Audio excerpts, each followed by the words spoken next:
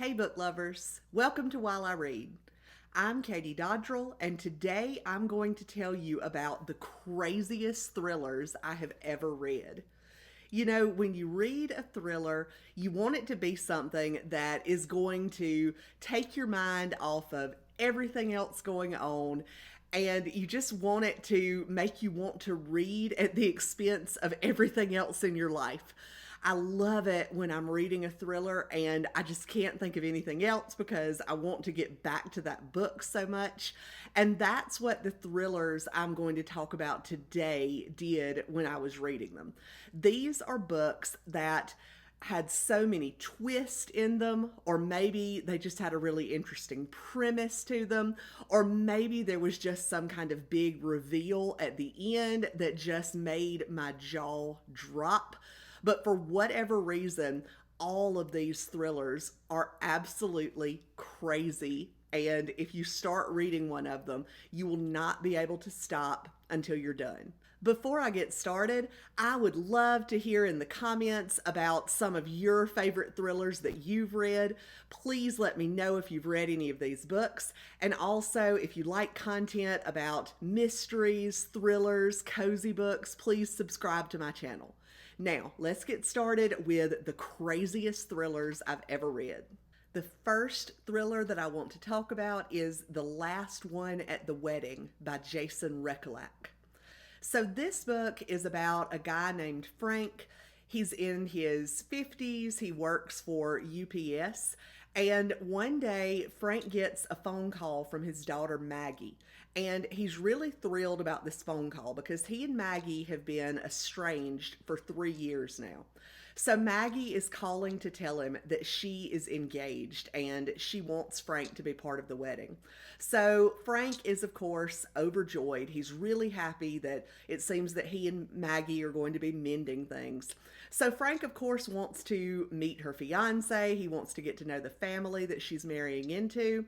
And that's where things start getting a little weird. Maggie seems kind of reluctant for him to meet her fiance. His name is Aiden Gardner, and he's actually the son of a tech billionaire who everybody has heard of because he has some gadgets that pretty much everybody uses. So Frank does eventually meet Aiden, his future son-in-law. Aiden doesn't really seem that excited about meeting Frank. He doesn't seem that excited about the upcoming wedding. So Frank doesn't really know what to think, but he's still going along with things, trying to be on his best behavior so that he can get back in Maggie's good graces. He doesn't want to ruin things with her since they've so recently not been speaking to each other. So he goes to the home of Aiden's father, the Gardner family estate in, I believe it's in New Hampshire, for the wedding. And they're there for the wedding weekend. And so, of course, it's this beautiful, luxurious estate. But Frank quickly starts thinking that things are not as they seem. He finds out that a lot of the locals in the area don't like the Gardner family. There may be some kind of mystery that's surrounding Aiden and maybe someone in the town. And the rest of the family just seems to want to just push that aside and ignore it.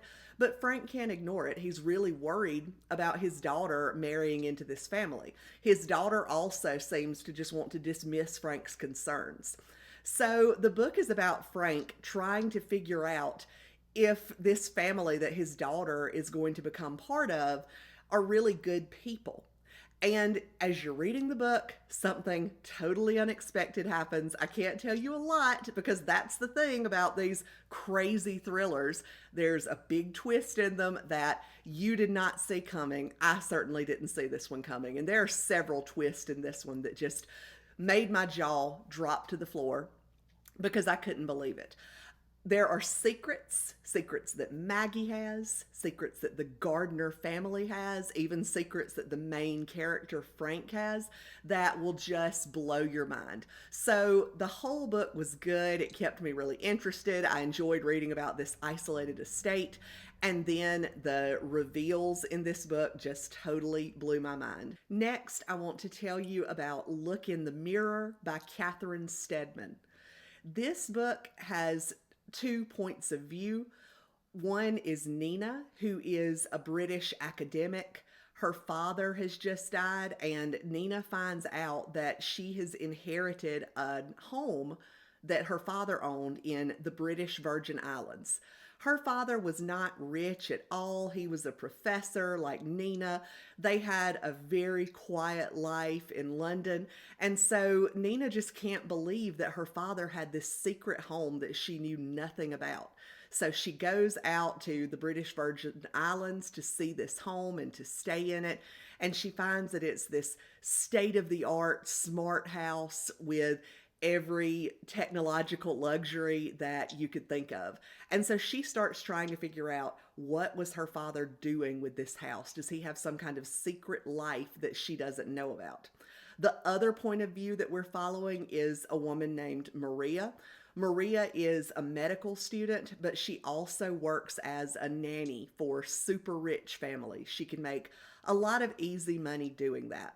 So Maria has taken a job where she arrives to the home and the family that she's supposed to be taking care of is not there yet. But she's been told that that's fine, that she can take advantage of all the amenities in the home, that, she's free to use the pool, she's free to cook things in the kitchen, and it's this beautiful, luxurious home. But the only thing that she is not supposed to do, she's not supposed to go in the basement. And indeed, she sees there is a locked door into the basement. Who would not be curious about that locked door? I don't think I could resist that for very long. So the book is following both of these women. As you're reading, at first you don't know, are these women connected? Are these timelines? Are things happening at the same time? Or do we have different timelines here? You just don't know a lot, but you're finding it out as you read. And what ends up happening is just crazy. It's not something that I anticipated at all.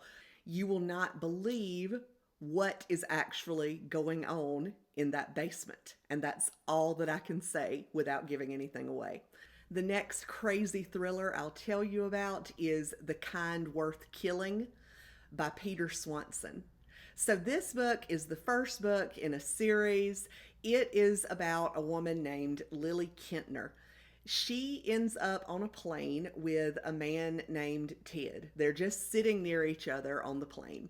And Ted and Lily start talking. They both have a few drinks, and they kind of reveal some secrets to each other. They both sort of pass it off as, well, we're strangers. We're never going to see each other again, so it won't hurt to tell each other some secrets. So Ted tells Lily that his wife has been cheating on him. And he tells her all about it and about how, he just can't believe it. He's so hurt, but also so extremely angry. And he just really feels like he could kill his wife. And so Lily says, yep, sounds like your wife needs to die. I can help you kill her if you want. And she's actually serious. So Ted and Lily start planning the death of his wife. And they're figuring out what they're going to do. Lily, we find out, is a librarian. She is a vigilante librarian, which was a really cool character. I've never heard of a vigilante librarian before, but when you really think about it, librarians make some pretty good vigilantes. So they're planning what they're going to do. Well, then things go awry in a way that is totally unexpected. It's a big twist in the book that made my jaw drop. And then the book just takes a whole new direction from the way that I was expecting it to go as I was reading it. I can't tell you what that twist is, of course, but just know that it's something big. So meanwhile, there's a detective named Henry Kimball who is investigating what is going on. And it's sort of a cat and mouse game with Henry Kimball investigating things. So no list of crazy thrillers would be complete without Riley Sager on that list. Now, he's actually on my list a couple of times. The first one that I want to talk about by Riley Sager is Lock Every Door. So this book is about a woman named Jules who takes a job apartment sitting in the Bartholomew, which is this luxurious building in New York City. There are lots of very rich people living there. It's known as sort of a place for old money to live. And so Jules is really excited to get this job. She's also really desperate because she has just broken up with her boyfriend. She was living with him, so she doesn't have anywhere to live. She's also lost her job, so she doesn't have a lot of money. She's pretty much on the verge of being homeless. So she goes to the Bartholomew and she finds out that there are some pretty strict rules for her apartment sitting job. She can't have any visitors. She can't spend any nights away from the apartment. She has to be very careful not to bother the other residents. But even though these things seem a little strange, Jules is desperate and it is a beautiful place where she gets to live. So she is willing to overlook these things. Jules makes friends with another woman whose apartment sitting named Ingrid, but then Ingrid disappears. And so Jules starts trying to figure out what is going on.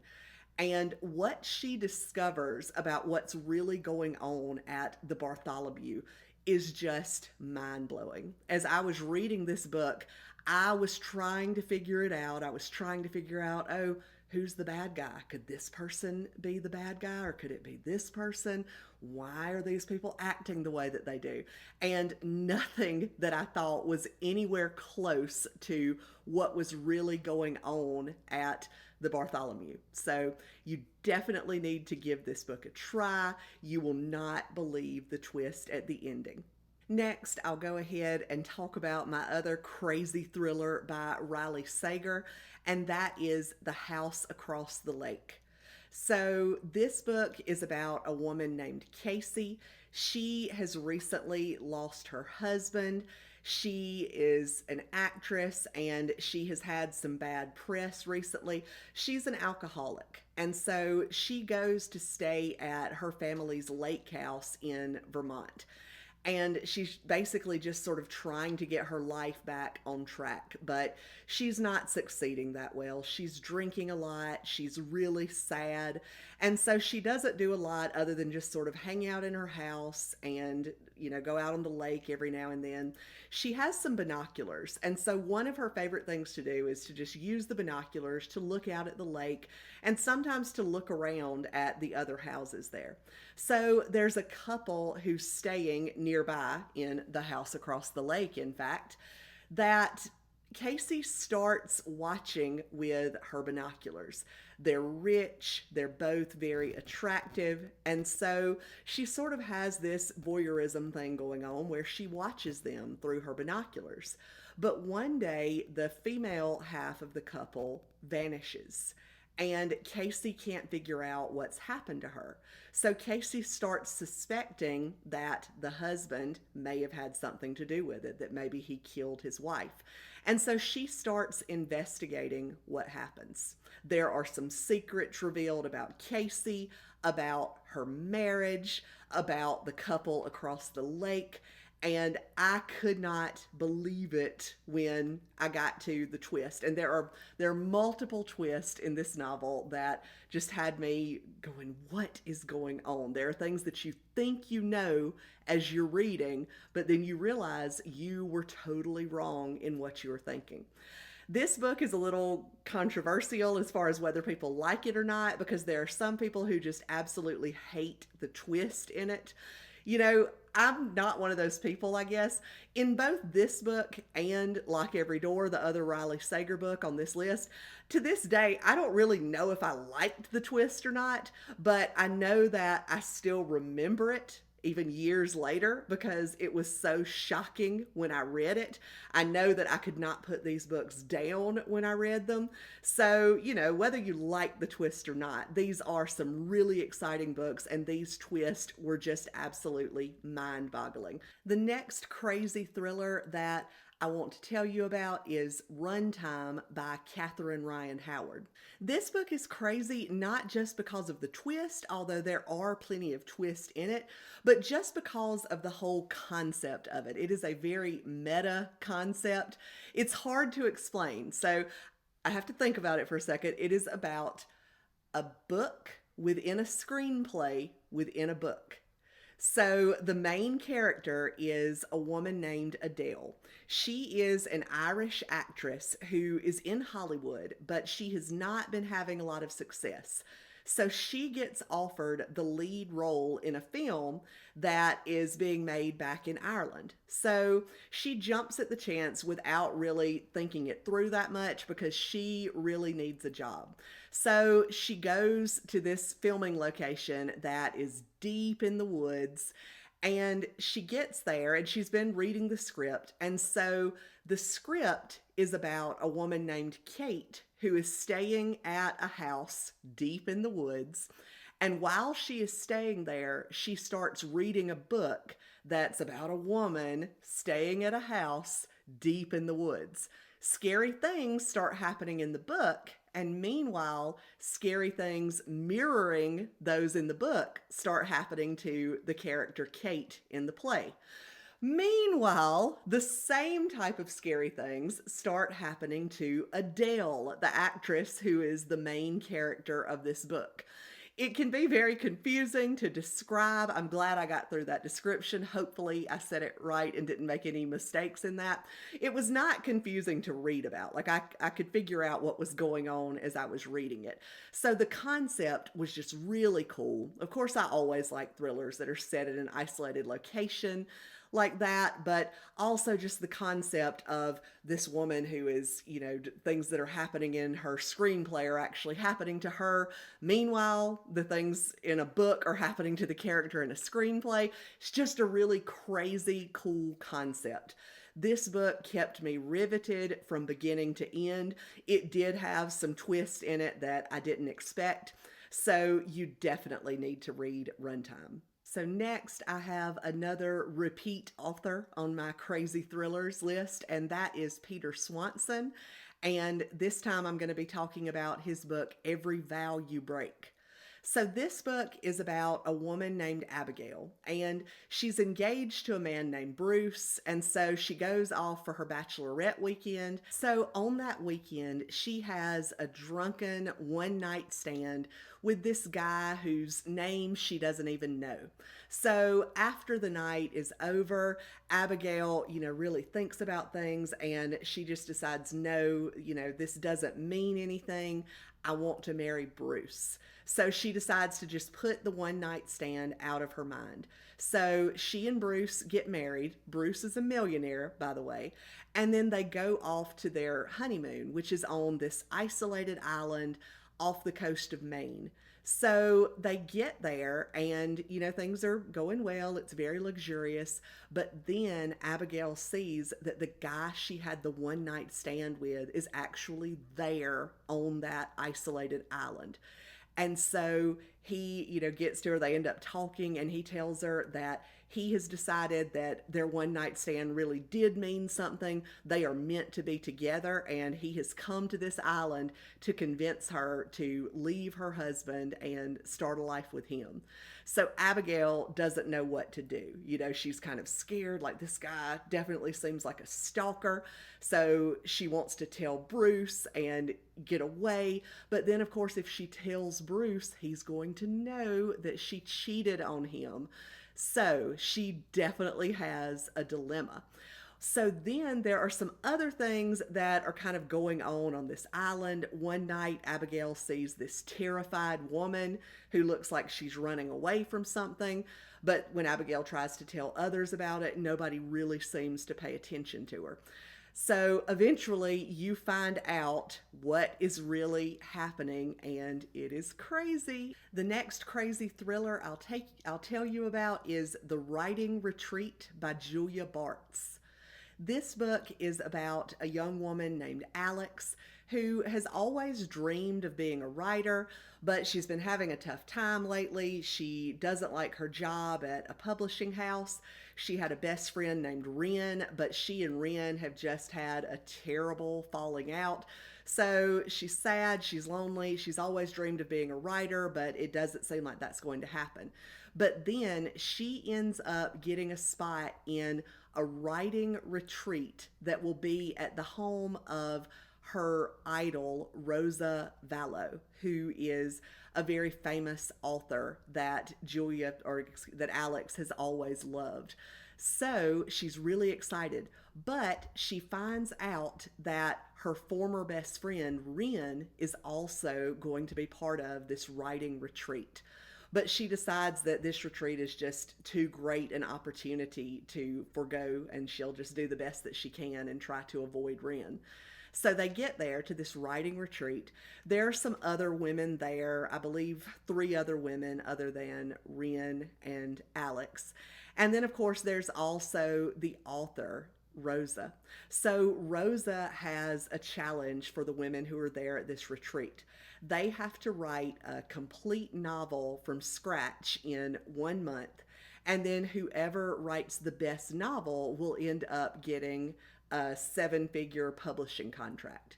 So Alex is trying to write her novel. Meanwhile, it seems that Ren is playing some mind games, and there are also some very mysterious things about the author, Rosa.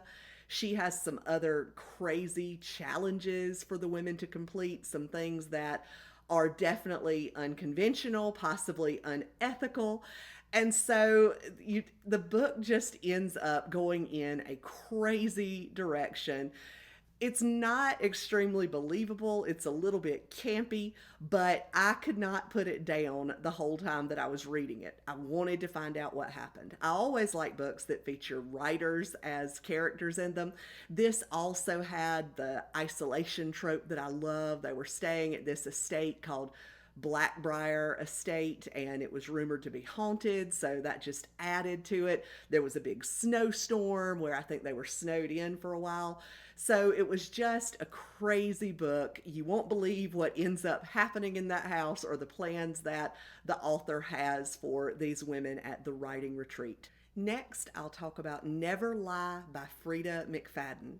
So, Frida McFadden is an extremely popular and prolific author. Her books are often called popcorn thrillers.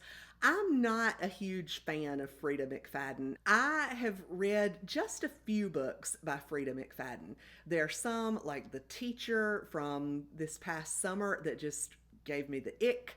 But I have to say that when I was thinking about crazy thrillers that I had read, Never Lie definitely came to the top of my mind. So, Never Lie is about a couple named Trisha and Ethan, and they are house hunting, and they go to look at this house that's owned by this psychiatrist named Dr. Adrian Hale, or it was owned by her. Dr. Hale vanished without a trace a few years ago. So they're looking at this house, but they end up getting snowed in there. This huge blizzard comes, and so they can't leave the house, and so they have to stay there. So Trisha is sort of wandering around, she's bored, and so she finds her way into this secret room. And in that room, she finds audio tapes of all of Dr. Hale's sessions that she had. So Trisha starts listening, and she starts kind of piecing together what actually happened to Dr. Hale. So there are some crazy secrets revealed about Dr. Hale and what happened to her. There are also some crazy secrets revealed about Trisha and Ethan. There's not really a lot more that I can say, but I loved the isolation of this book, the snowstorm, they can't get away from this spooky house. And I also couldn't believe the twist at the end. So, as someone who doesn't really like Frida McFadden, I have to say that I do recommend Never Lie as a crazy thriller. Next, I'll talk about The Paris Apartment by Lucy Foley. So, this book is about a young woman named Jess who is kind of down on her luck, and she decides that she's going to go and stay with her brother Ben for a while. Ben has been living at an apartment in Paris, and so she really just wants a change. So she goes to stay with Ben. But when she gets there, Ben is not there. She finds this beautiful apartment that she's surprised that Ben could afford to stay in. And so she starts staying there, and she starts finding out about some of the neighbors, and we get multiple points of view in this novel. Jess is our main character, but we get points of view from some of the others in the apartment. So, we've got a socialite, we've got a guy who seems like kind of a nice guy. We've got the concierge. We've got an alcoholic. You know, we just have all of these people who are living in this apartment. And we don't know what's going on, but there's something mysterious. And Jess starts suspecting that something bad happened to Ben, and it has to do with the fact that he lived in this apartment. So she's trying to figure out who can she trust in this apartment, who is lying, what is the secret here. So this book was really good from start to finish. It kept me reading, kept me wondering, sort of reminiscent of Lock Every Door by Riley Sager, because you have the apartment setting, but the actual plot is totally different. The actual twist is different in these books. So definitely try The Paris Apartment by Lucy Foley. And the last crazy thriller that I'll talk about today is The Wife Upstairs by Rachel Hawkins. So this book is a retelling of Jane Eyre, and you might wonder how a book that is a retelling of a classic from the 1800s could be that crazy, but I promise you it is. So when I read this, I had not read Jane Eyre, although this book did make me decide to go and read it. But I did know the basic premise. So in The Wife Upstairs, there's a young woman named Jane, and she is a dog walker at this neighborhood of McMansions in Birmingham, Alabama. And she ends up working for a man named Eddie Rochester. And so they end up falling in love. Now, Eddie is a widower. His wife, Bee, died maybe a year or so ago. I can't remember exactly how long ago, but her death is somewhat mysterious. And so although Jane is falling in love with Eddie, she also is wondering what actually happened to his wife. So she starts trying to figure it out. She starts finding out some things about Eddie's history, about his wife Bee's history, and she doesn't really know what to think. So I loved how this book took this classic English Gothic tale and set it in Birmingham, Alabama. You wouldn't think that would work, but it did. I love how it took these classic characters, Jane Eyre and Mr. Rochester, and modernized them and put them in this modern setting. And then I loved how it turned this old story on its head. It is just a completely modern book. You will not believe what actually happened to be. You won't believe the secret when you find out about it. This book will keep you riveted, and it was a great, twisty, crazy thriller. So there you have it. Those are the craziest thrillers I have ever read. So I hope this gives you some ideas for books that you can read that will keep you riveted from beginning to end.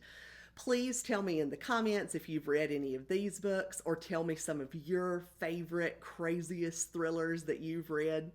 If you liked this video and you want more book recommendations and reviews, please subscribe to my channel. Now, go to bed early while I read.